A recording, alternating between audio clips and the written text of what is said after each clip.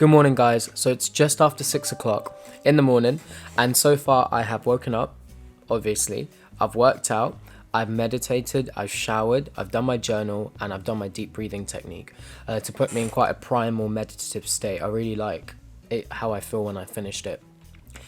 Today, we're watching How You Can Fulfill Your Full Potential by Carol Dweck, who is an American social psychologist. So let's jump straight into it. I haven't got too long because I've had to put my cat outside my room with some food because she doesn't stop meowing when I'm recording a video. She just doesn't leave. But I will bring her before the end of the video. So if you guys stay to the end of the video, you get to see my cat, okay? Mindset was written by Stanford University psychologist Carol Dweck. Her decades of research on achievement and success led her to discover what great parents, teachers, CEOs, and athletes already know, that our mindset is the basis of accomplishment. Lesson 1. The two mindsets. People with the fixed mindset believe intelligence can't be changed. This leads to a desire to look smart, so they avoid challenges.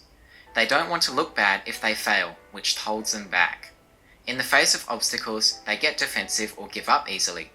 They see effort as pointless and believe that people are only great at things because they were born with special talents. When confronted with constructive criticism, they ignore it. Lastly, they feel threatened by the success of others. People with a fixed mindset achieve much less than they're capable of. On the other hand, people with a growth mindset believe intelligence can be developed. This leads to a desire to learn, so instead of avoiding challenges, they embrace them. They persist in the face of obstacles and see effort as a path to mastery. They accept constructive criticism and use it to their advantage. Lastly, they feel inspired by and learn from the success of others. As a result, they fulfill their ultimate potential. Lesson 2. I don't even see a fixed mindset and a growth mindset as a matter of opinion. It's a fact that you can increase your intelligence. Intelligence is put into two categories. So I think there's non-verbal reasonable skills. They're your academic skills like your English, your maths, your science, your ability to pick up knowledge. But more importantly, there's a big side to intelligence that an IQ test doesn't even measure. And it's someone's ability to be emotionally and socially intelligent. And being emotionally and socially intelligent, obviously, will help you cultivate friendships, relationships, a positive career where you're excelling, you're building good, long-lasting relationships, and potentially even closing deals if you're in sales, because that is all emotional intelligence. People buy off their emotions and then they justify it with their logic. Oren Klaff talks about this in his book called Pitch Anything, which is one of the best sales methodology, quick pitch books on the planet. So I think if you're in a fixed mindset and you think intelligence is something you're born with and you can't improve it, it's not an opinion, you're just wrong. Mindset in sports. Michael Jordan wasn't a natural. He was one of the hardest working athletes in history. He was rejected by his high school varsity team and the first two NBA teams that could have chosen him. He was devastated, but his mother told him to work hard and discipline himself, and that's exactly what he did. He used to leave the house at 6 in the morning to practice before school. But what about people that seem to just be a natural? Yes, these people exist, but Carol argues that with all the praise for their talents and with how little work they've needed to put in, they can easily develop a fixed mindset. They may not learn how to work hard or cope with setbacks. A growth mindset is what allows athletes to maintain their success in the long term. Carol found that athletes with a growth mindset found success in doing their best in learning and improving, found setbacks motivating, and took charge of the processes that bring success. Lesson 3. Mindset in business. Jim Collins and his team conducted a 5-year research project with the aim to find out how companies go from good to great. One thing they found was that great companies had leaders with a growth mindset. In the late 1980s, IBM was in trouble. Their culture was filled with people trying to be better than each other. They had a culture of smugness and defending personal status that inhibited learning and growth. In 1993, they asked Lou Gerstner to turn things around. Lou had a growth mindset and encouraged teamwork and got rid of the uptight culture. Over the next 9 years, IBM increased in value by 800%. Ultimately, Carroll argues that successful businesses need to train leaders, managers, and employees to have a growth mindset.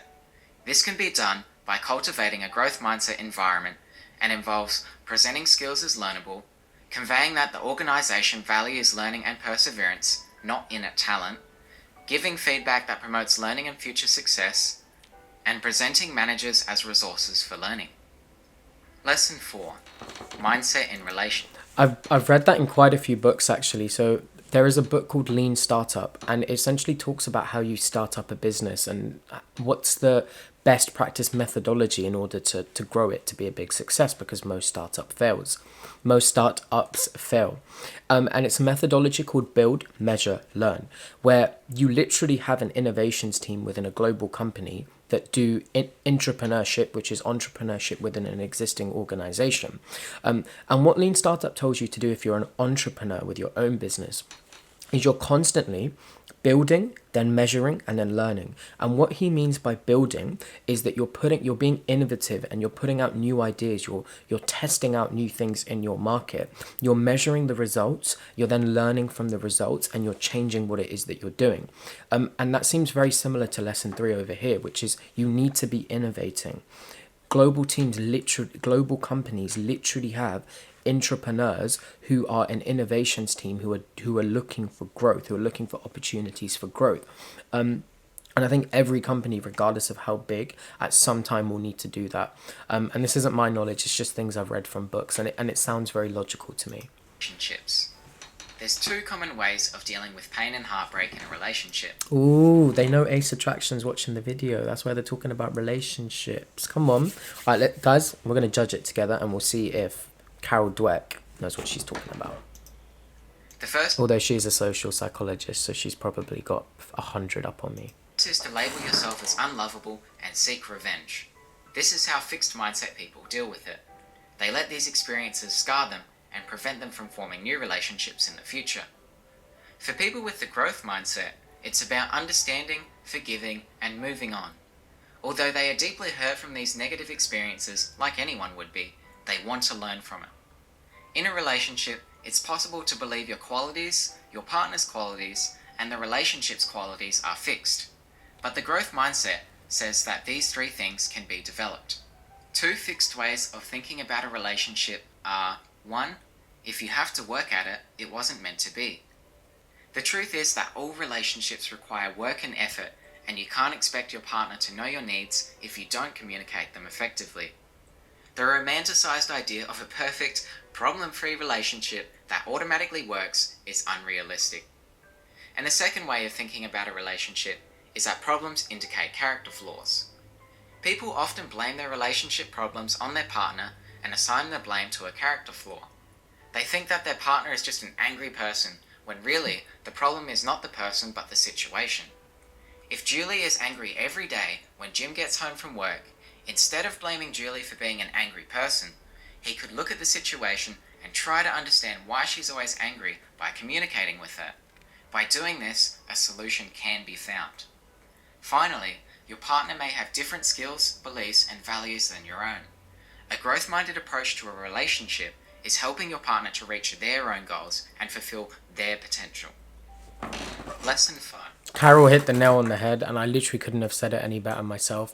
A long-term relationship is 2 people growing together. Their beliefs, their daily habits literally coincide at one point. The person that you choose to settle down with impacts your mental health, your physical health, what you eat, what your kids are going to be like, what you watch on TV every day, what kind of movies are around you, what people are around you. And therefore you end up growing together. And that's why it's a very important decision as to who you pick to be your long-term partner. Hence why AceAttraction exists, to help you optimize the person that you pick, because you want to pick out of abundance, you don't want to pick out of scarcity. And she said one more thing. Well, he narrated one more thing that she said. I have seen so many times people come to me for advice and they're like, my partner is just an angry person, they're always upset, blah blah blah, and they end up coming home and arguing with their partner for always being angry or upset. And I'll be honest, I've been in this position in the past too. But what you really need to do is you need to look at why are they angry, why are they upset. If you remember what we learned yesterday, one of the lessons from the video we watched yesterday, 7 lessons learned from 134 books, one of the lessons was that you have to understand people's life movie, or understand what people's needs and requirements are in order to make them feel close to you, and also in order to cultivate a healthy relationship. Now, Dale Carnegie How to Win Friends and Influence People, which was what the lesson was, which was to read the book, he literally talks about that, about needing to understand what people's needs and requirements are in order to make them feel better, in order to cultivate a healthy relationship. It's helping your partner to reach their own goals and fulfill their potential. Lesson 5. Mindset in Parenting and Teaching. The way children think about themselves is heavily based on the messages they receive from their parents and teachers. This has a direct effect on their learning and development. With every interaction you have with a child, ask yourself, am I giving them the fixed mindset message that they have permanent traits and I'm judging them? Or am I communicating a growth mindset message that says, you are a developing person and I'm interested in your development? Another critical lesson is to not praise children's intelligence. If you say, you learn that quickly, you're so smart, what children really hear is, if I don't learn something quickly, I'm not smart. Or if you say, you're so brilliant, you got an A without even studying, children really hear, I better quit studying or they won't think I'm brilliant. This doesn't mean don't praise your children, but praise their effort and choices, not their intelligence and talent. You could say, you really studied for your test and your improvement shows it. You read the material over several times and you tested yourself on it. It really worked. Consider this real-life scenario. 9-year-old Elizabeth loved gymnastics and was determined to win the local gymnastics competition. She did very well, but not enough to win. She was devastated. If you were her parents, what would you do? Tell Elizabeth you thought she was the best? Tell her she was robbed of a ribbon that was rightfully hers? Reassure her that gymnastics is not important?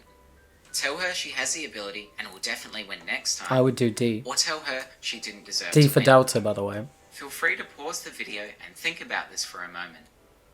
Now let's run through each answer. A is insincere. Bro, imagine telling your daughter E. Imagine being like, darling, you just didn't deserve to win. That's just harsh. And doesn't offer her a way to improve. B places blame on the judges when the problem was her performance. Do you want Elizabeth growing up to blame others for her deficiencies? C is a fixed mindset response that teaches her to devalue something if she doesn't do well right away. D, does ability automatically take you where you want to go? If Elizabeth didn't win this one, why should she win the next one? And finally E, it seems harsh and obviously you'd say it in a nicer way, but this is necessary to help Elizabeth cultivate a growth mindset that will bring her success in the future. Her growth-minded father told her, Elizabeth, I know how you feel. It's so disappointing to have your hopes up and perform your best but not win. But you know, you haven't really earned it yet. There were many girls who've been in gymnastics longer than you have and who've worked a lot harder than you. If this is something you really want, then it's something you'll have to really work for. Elizabeth took this to heart and spent more time perfecting her routines.